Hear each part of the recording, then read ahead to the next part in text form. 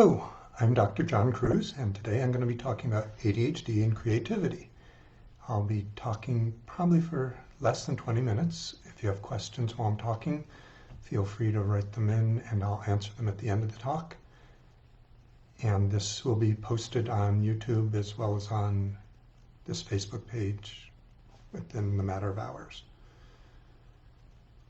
So the 1-minute takeaway is that although one of the commonly claimed superpowers of ADHD is creativity, the amount of study and research on this is amazingly scant. The little bit of research there is does suggest that divergent thinking, so able to come up with a variety of different thoughts or ideas, does seem to have some weak correlation in studies with ADHD, people who have ADHD symptoms. There seems to be maybe a more robust connection between creative accomplishments and people with ADHD. There does not seem to be any enhanced ability of people with ADHD to come up with convergent thinking. So convergent thinking is coming up with one specific right answer to a question. And perhaps reassuringly, but again based on pretty scanty data, the data, and there's probably as many studies on this as there are on the general topic, studies looking at stimulant medication both in normal people or in people with ADHD, both children and adults, suggest that there is not impairment of creativity from using stimulant medication. So that's the takeaway.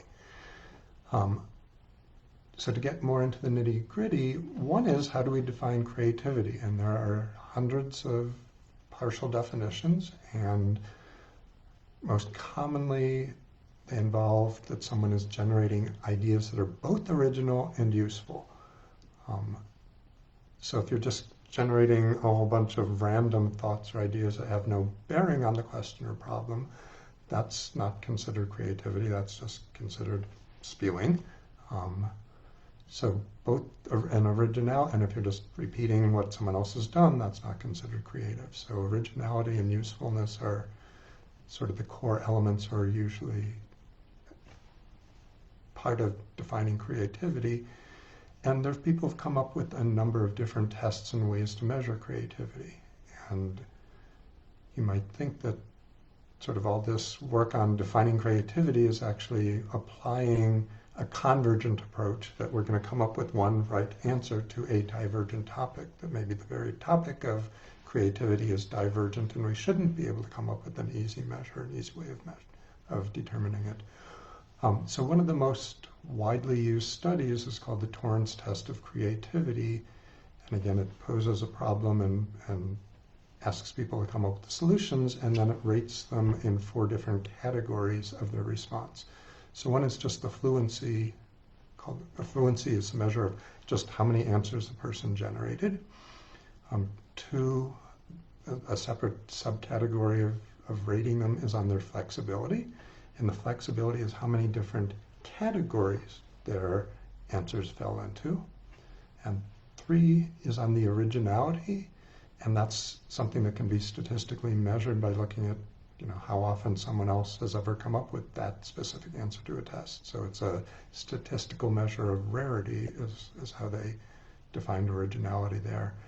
And then elaboration, and that's measured just by how many details, so rather than just throwing out one-word answers, if you can elaborate, if you can provide a richness of information about what you're thinking about. So again, the Torrance test of creativity used in many of the studies looks at fluency, flexibility, originality, and elaboration. A very different way of measuring creativity is getting people to discuss or mention or list their real-world accomplishments in creative endeavors, whether that's writing, painting, one of the arts, or other creative endeavors or pursuits, or the very trajectory by which they arrived at maybe more conventional definitions, maybe a better way or more real way to measure creativity. So again, there are not that many different studies, but the studies that come up that have been done did show that, again, divergent thinking. So how many sort of different ideas you can come up, how many you can generate that at least have some, even if peripheral relevance to the topic at hand, that there's some evidence that people with ADHD do well on that. Interestingly, and this is from there was a recent meta-analysis done in 2020, and they only found about 24 studies to look at on this. Their meta-analysis, and they make the same precautions that I'm making or warning, that most of the studies that were well designed had small numbers of people, so statistically it's hard to draw from them.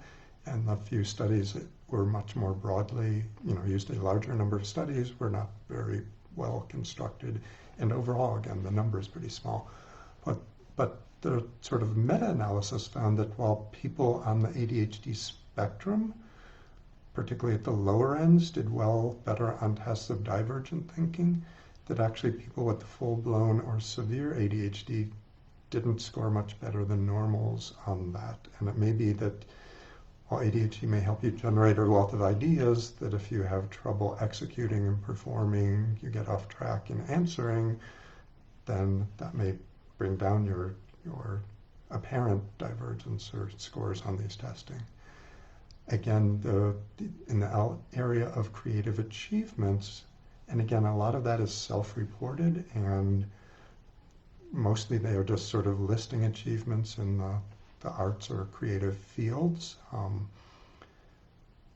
So again, one is if people with ADHD are told that they're more creative or they're prized on their creativity, then they may preferentially remember, recall, report those things. So the slight advantage of people with ADHD in lifetime creative achievements may well be a recall bias. I'm not saying it is, but again, those studies you have to take with a grain of salt. Most of the studies did not find any improved ability on convergent thinking. And again, convergent thinking is sort of however you get to it, coming up with the one right answer to a specific question.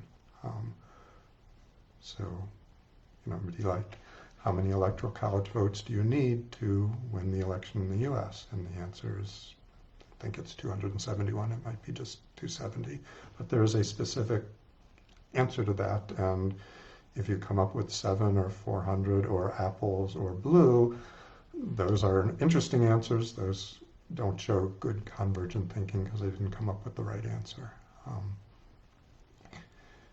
So one related topic to this is, why might people with ADHD be better at creative thinking, if indeed they are? And again, the limited data suggests they are. Clearly, lots of the self-identification in the field suggests they are. There's something real here. So one of the traits of ADHD that's been associated with creativity is novelty seeking. And novelty seeking, we think, is tied in with aspects of differences in the dopamine system, but the people with ADHD, and not all of them, and particularly less so with the inattentive types, but many people with ADHD crave novelty, crave new situations, and that drives them to expand their horizons, try different things, jump into things maybe more impulsively. And again, that may bring them a broader diversity of experiences and make them more willing to jump to ideas or topics or areas that someone else may not have considered if they are more constrained in their thinking. Another angle or aspect of ADHD that's been widely talked about in terms of potentially predisposing to greater creativity is the widened attention span. So again, ADD is not a deficit of attention, but it may be, if it's a deficit anywhere in attention, it's a deficit in controlling it, directing attention. And very often, people with ADHD have a broader range, a more scattershot approach. They're less narrowly focused until they are really focused and locked on, and then they may become hyper-focused, less able to pull themselves away. But again, that widened attention span, and there's some correlates within the frontal cortex in terms of sort of diversity of connections, and more widespread networks are activated. So in the normal brain, we are maybe more narrowly channeled into certain directions, and the ADHD brain may be making more diverse connections and may bring those in when they're looking at divergent ways of thinking or considering a problem. Another angle or aspect of ADHD that's been focused on is the ability to overcome the constraints of examples. So measurably, if students or anyone taking tests are given examples of how to solve it, that primes people, that predisposes them to give answers in a similar vein, and people with ADHD in a few studies have been measured to be less constrained by previous examples. So this is sort of formal way of measuring thinking outside the box. If you give them the box, people with ADHD do seem better at thinking outside of it, looking at it in divergent ways. Again, some of that may be the greater diversity of neural connections, or the widened attention span, or the novelty thinking. Another aspect or angle may be simply impulsivity, that someone else might consider an answer or in an outside realm, and the person with ADHD may be less constrained because of their impulsivity, because of not considering the full ramifications of what they think that answer will be, to offer it or to throw it out, at least to proffer it as an answer. And I haven't seen too much written about this, but I would argue that potentially ignorance may play a role in this greater creativity or greater willingness to think outside the box. So this is going to be provocative, come up with an example of, you might argue that a creative way of remaining president is staging an insurrection, or halting the counting of electoral college ballots on January 6th in the U.S. Capitol. Whether or not it was a fully effective approach, it was not an approach. The novelty is, this was unique in American history of someone trying to retain the presidency in the way Trump did it. But I would argue that part of why he thought that was a viable alternative was actually his very ignorance in terms of not even understanding what the Constitution says, what are the rules regarding electoral ballots, regarding who's allowed or what situations are permissible for dismissing them or ignoring them.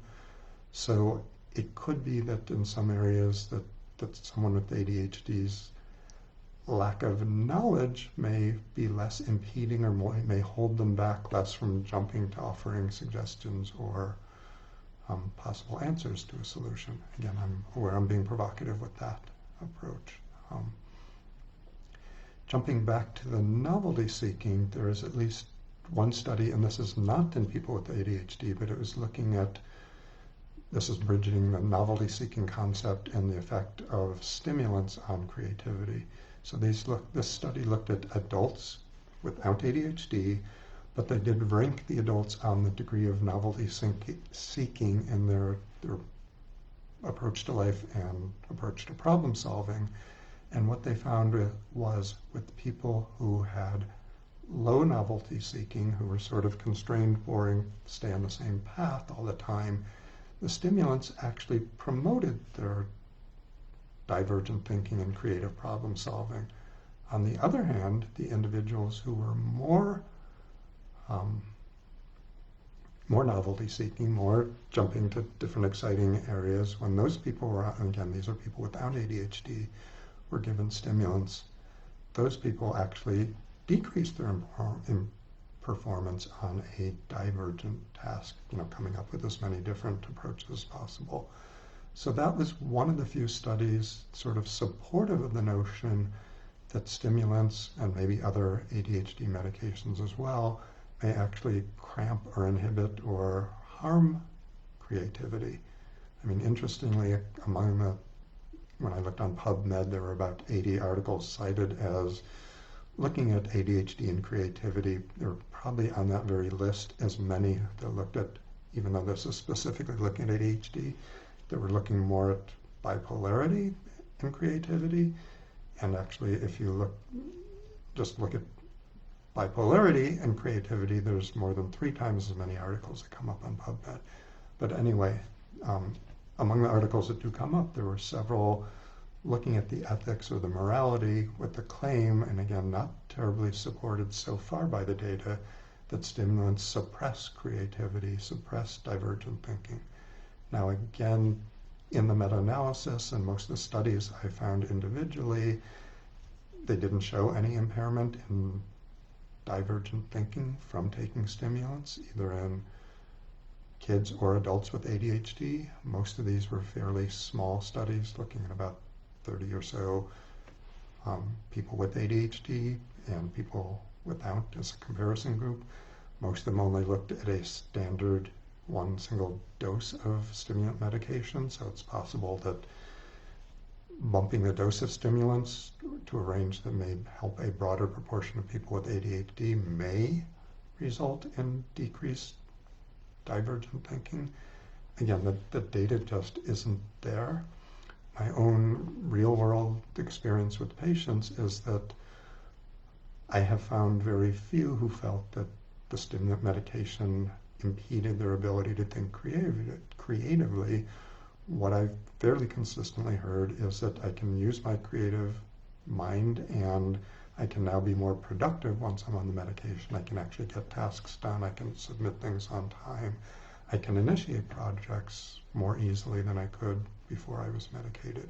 So I'm not pretending that medications are universally helpful for everyone with ADHD or with all aspects of ADHD, or even in any one individual for completely eradicating any, but what I've seen time over time is, again, that creative people are happy on these medications because they can be more productive in their creativity. So that's about all I have to say right now on creativity and ADHD. So go out there and invent something fun or new. Next week's talk will be on trigeminal nerve stimulation and ADHD. There was a device that was approved by the FDA. It's probably almost 2 years ago now, and that will be sort of the topic of that. So it's not transcranial magnetic stimulation or the other interventions we talked about 2 weeks ago, I think. So have a good week. I'm not seeing any questions showing up here, but again, if you have them later, either on Facebook or YouTube, write them down and I will try to answer them. And be safe and be creative and have a great week. That's all.